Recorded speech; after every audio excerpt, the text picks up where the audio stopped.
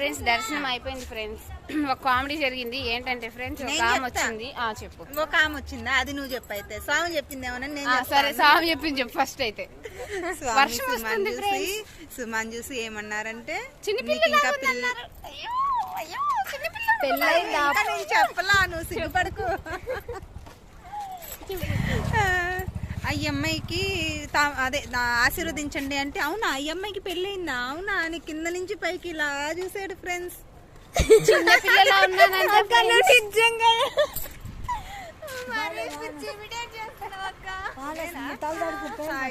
పెన్నా నది ఫ్రెండ్స్ చాలా బాగుంది.